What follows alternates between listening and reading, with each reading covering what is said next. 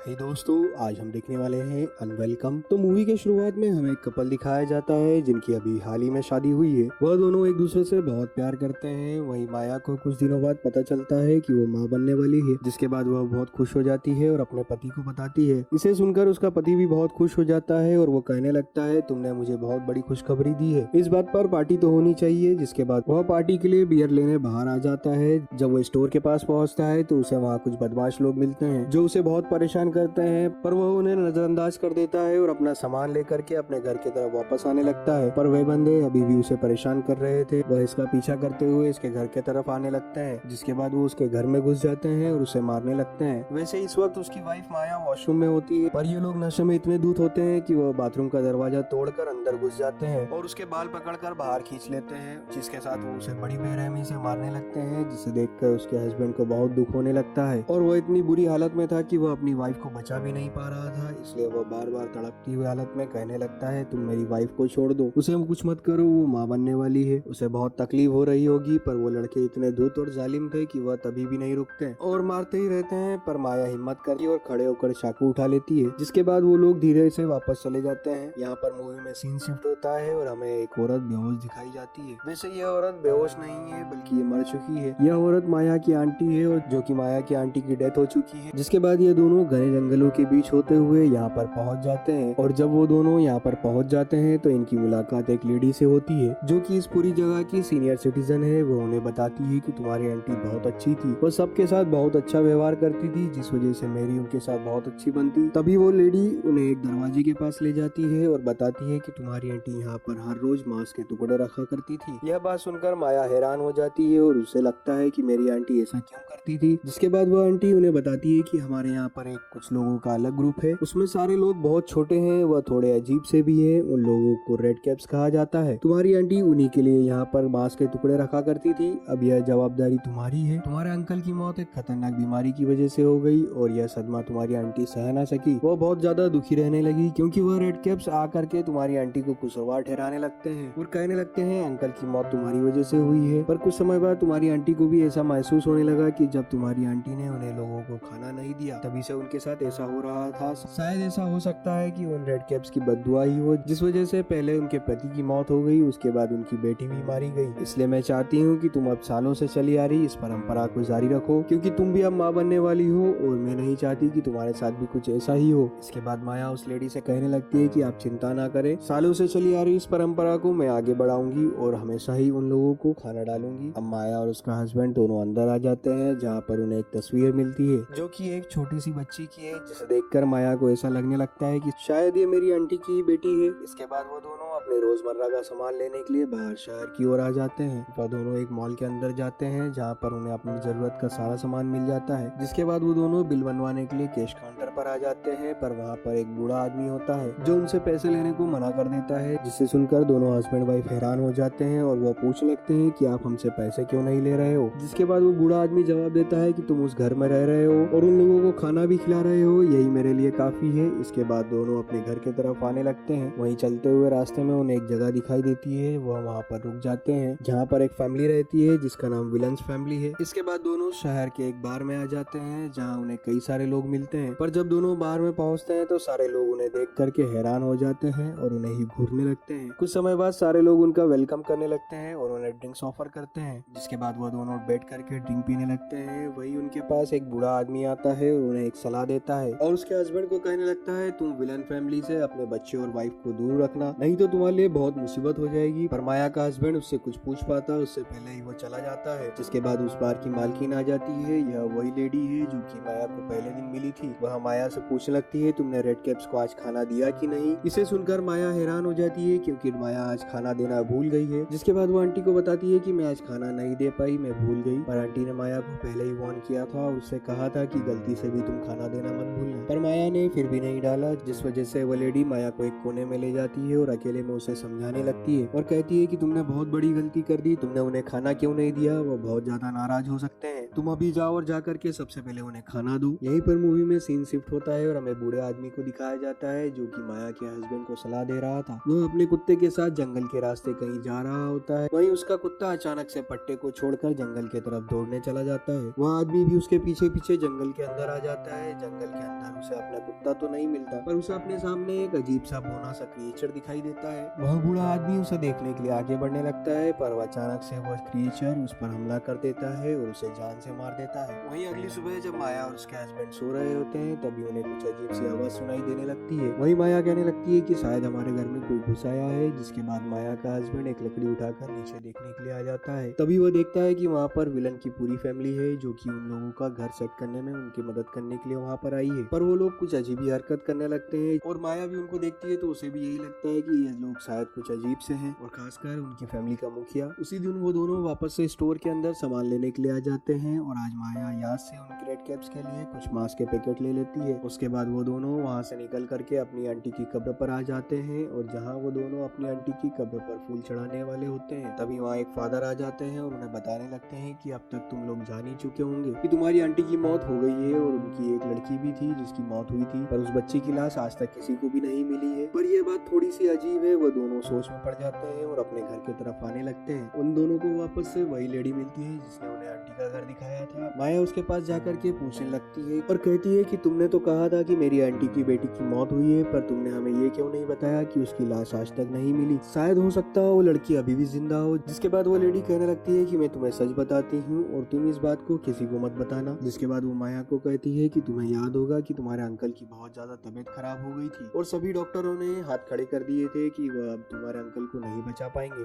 तभी वो बोने लोग जिन्हें रेड कैप्स कहा जाता है वो तुम्हारी आंटी को कहने लगते हैं कि हम तुम्हारे हस्बैंड को ठीक कर देंगे, पर उसके बदले तुम्हें अपनी बेटी हमें देनी होगी। पर तुम्हारी आंटी ना चाहते हुए भी अपने हस्बैंड को बचाने के लिए अपनी छोटी सी बच्ची को रेड कैप्स के हवाले कर देती है। जिसके बाद उन रेड कैप्स ने तुम्हारे अंकल को पूरी तरह ठीक कर दिया था। पर यह बात सुनकर दोनों बहुत ज्यादा उदास हो जाते हैं और वो वहाँ से निकलकर अपने घर की तरफ आ जाते हैं। जिसके बाद माया अपने वॉशरूम में आ जाती है और नहाने के लिए तैयार होने लगती है। तभी उसे खिड़की पर एक आदमी दिखाई देता है जो कि उसे घूर कर देख रहा होता है। दरअसल ये आदमी विलन का बड़ा बेटा है जो बहुत देर से वहाँ पर खड़ा था और माया को ही देखे जा रहा था। वह हिल-डुल भी नहीं रहा था, इसलिए वो थोड़ा सा अजीब और खतरनाक दिखाई दे रहा था। जिसे देख करके माया बहुत जोर से चिल्लाने लगती है। उसकी आवाज उसका हस्बैंड सुन लेता है और विलन की फैमिली को इन्फॉर्म कर देता है और तभी विलन की पूरी फैमिली वहाँ पर आ जाती है और अपने बेटे की इस घिनौनी करतूत की वजह से विलन फैमिली का मुखिया उन दोनों से माफी मांगने लगता है और कहने लगता है मैं अपने बेटे की इस हरकत पर बहुत शर्मिंदा हूँ। जिसके बाद वो अपने बेटे को कुत्तों की तरह मारने लगता है, पर यह सब माया से देखा नहीं जाता। उसे तरस आ जाता है। जिसके बाद माया उन रेड कैप्स को खाना खिलाने के लिए उस जंगल के दरवाजे पर आ जाती है और एक प्लेट में कुछ मांस के टुकड़े ले आती है और उस खिड़की पर रख देती है जहाँ पर उसकी आंटी हमेशा ही खाना रखा करती थी। थोड़ी देर बाद माया वहाँ पर वापस चेक करने आती है तो उसे दिखाई देता है कि पूरी प्लेट खाली हो चुकी है और उन लोगों ने इसे खा लिया है। जिसके बाद माया को पूरा भरोसा हो जाता है कि यहाँ पर कोई तो है। वहीं दूसरे दिन विलन फैमिली दोबारा से उन लोगों के घर आ जाती है और वापस से उन लोगों के घर को ठीक करने लगती है। पर उसी बीच विलन फैमिली का वही बेटा जो कि उस दिन माया को घूर रहा था, उसके हाथों माया की खिड़की का कांच टूट जाता है। अपने बेटे को मारने लगते हैं क्योंकि इस बार गलती उनकी बेटी की ही थी। माया उन्हें रोकने की बहुत कोशिश करती है पर मिस्टर विलन उन्हें बहुत देर तक मारते हैं। जिसके बाद वो लोग दिन के समय जब गार्डन में काम कर रहे होते हैं तभी उन्हें कुत्ते के भौंकने की आवाज आती है और वो उसी जंगल की तरफ से आ रही थी। माया को ऐसा लगने लगता है कि यह वही कुत्ता है जो कि उस दिन अंकल के साथ था। जिसके बाद माया उसे देखने के लिए जंगल के अंदर आ जाती है जहाँ पर उसे वही कुत्ता मिलता है, पर वह घर जाने के बजाय माया को जंगल की झोपड़ी के पास ले आता है और माया को दिखाता है। और जब माया वहाँ पर देखने लगती है तो उसे कोई भी नहीं दिखाई देता, बस उसे एक गुफा दिखाई देती है। और जब वो उस गुफा को देखती है तब वहाँ पर गुफा के अंदर उसे एक सुरंग दिखाई देती है जहाँ पर कई सारे दिए जल रहे होते हैं, जिसे देखकर वो हैरान हो जाती है। पर माया इन सभी चीजों को नजरअंदाज करके अपने घर की तरफ वापस आने लगती है जहाँ पर रास्ते में उसे विलन का बेटा मिलता है। माया उसे इंसानियत के यहाँ से दिलासा देने के लिए उसके पास आ जाती है और कहने लगती है मैं समझ सकती हूँ कि तुम्हारे साथ बहुत बुरा व्यवहार हुआ है क्योंकि तुम्हारे पिता तुम्हें बिना गलती के ही मारने लगते हैं। वह आदमी थोड़ा इमोशनल हो जाता है और माया का हाथ पकड़ लेता है और कहने लगता है कोई बात नहीं, तुमने मुझे बचाया, मुझे बहुत अच्छा लगा। उसके बाद वो माया को सीड्यूस करने की कोशिश करता है। माया को समझ पाती उससे पहले ही वो आदमी उसके साथ बदतमीजी करने लगता है, पर माया कुछ नहीं कर पाती क्योंकि वह प्रेग्नेंट थी। और तभी वहाँ पर कुछ बोने से अनजान लोग वहाँ पर आ जाते हैं और उसे बड़ी बेरहमी से मारने लगते हैं, जिसके बाद वो उसे खींच करके अपने साथ ले जाते हैं। अपने हस्बैंड को सारी बातें बता देती है और कहने लगती है तुम मेरे साथ चलो, मैं तुम्हें कुछ दिखाना चाहती हूँ। जिसके बाद वो अपने हस्बैंड को जंगल की उसी गुफा के पास ले आती है और उसी गुफा के बारे में बताने लगती है। उसका हस्बैंड उसे शांत होने को कहता है क्योंकि माया के हस्बैंड को उस पर बिल्कुल भी भरोसा नहीं था। वो माया को कहता है तुम साथ हो जाओ, हमें घर चलना चाहिए। जिसके बाद माया अपने हस्बैंड के साथ वापस से घर आ जाती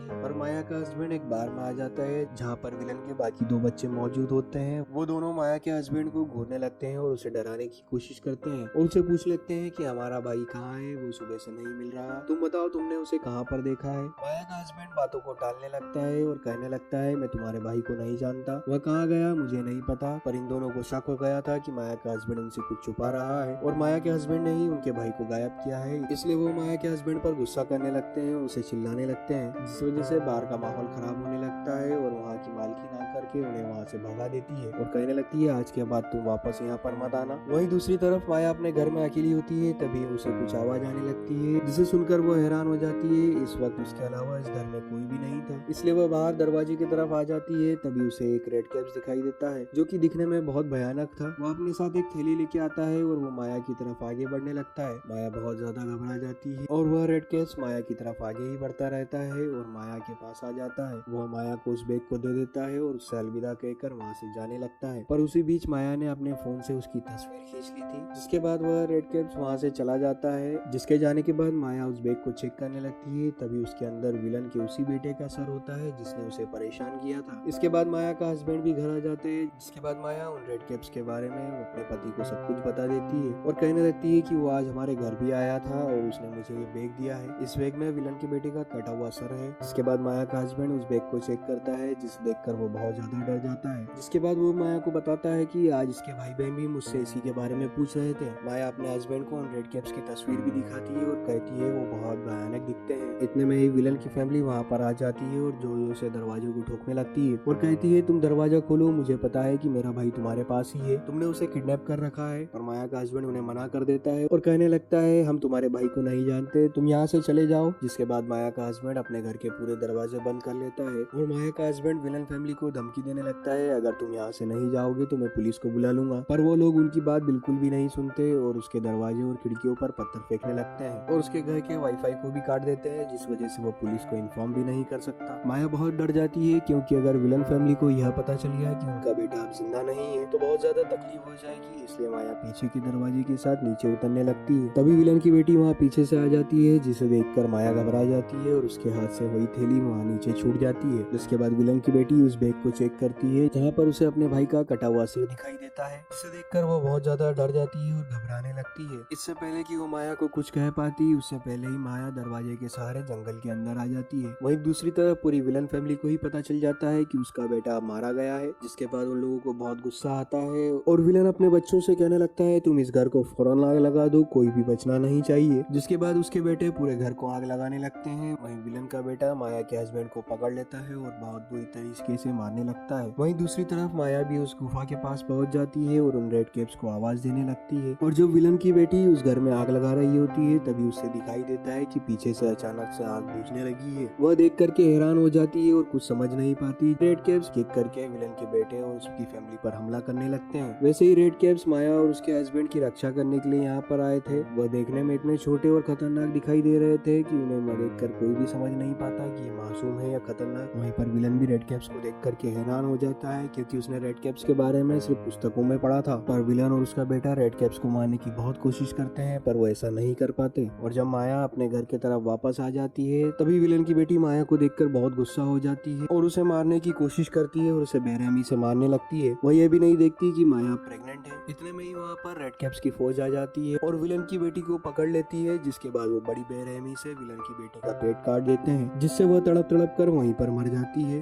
जिसके बाद वो सारे लोग वहाँ पर जश्न मनाने लगते हैं। वहीं दूसरी तरफ जब विलन का बेटा वहाँ से भाग रहा होता है तभी वहाँ पर एक रेड कैप आ जाता है और उसे एक तार की मदद से उसका गला काट देता है, जिस वजह से उसकी भी मौत हो जाती है। यह सब विलन देख रहा होता है, वो बहुत ज्यादा दुखी हो जाता है क्योंकि उसकी पूरी फैमिली मारी जा चुकी है। जिसके बाद वो बहुत गुस्सा हो जाता है और एक बंदूक लेकर के माया के पास आ जाता है, पर वहाँ पर उसका पति भी मौजूद होता है।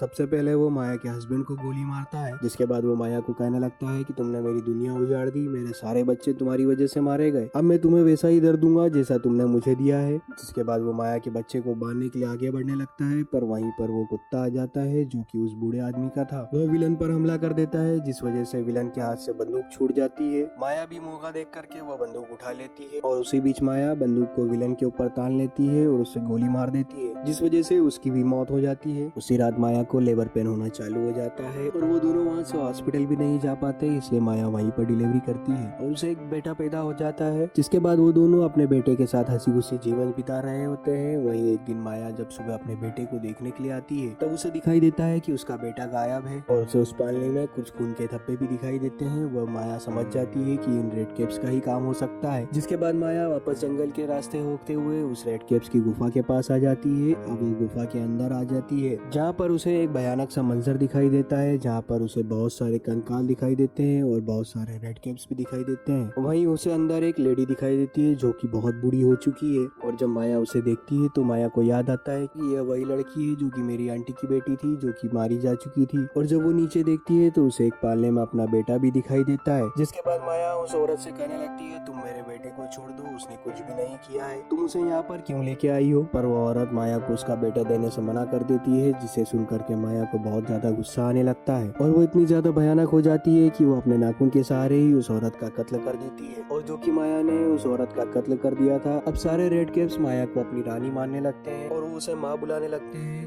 इसके बाद माया कुछ रेड कैप्स के साथ तो अपने बच्चे को लेकर के अपने हस्बैंड के पास आ जाती है और वो अपने बच्चे को अपने हस्बैंड को दे देती है और कहने लगती है, आज से ये तुम्हारी जवाबदारी है। जिसके बाद माया उन्हीं रेड कैप्स के साथ रह जाती है जैसे कि वो औरत रहा करती थी। अब माया इन सभी की माँ बन चुकी है, इसलिए अब ये इन्हीं के साथ रहेगी। और इसी के साथ हमारी ये मूवी भी यहीं पर समाप्त हो जाती है। यह मूवी आपको कैसी लगी कमेंट में जरूर बताएं और चैनल को सब्सक्राइब करके बेल आइकन दबा लें, जिससे आपको ऐसे ही अच्छी मूवीज का एक्सप्लेनेशन निरंतर मिलता रहेगा।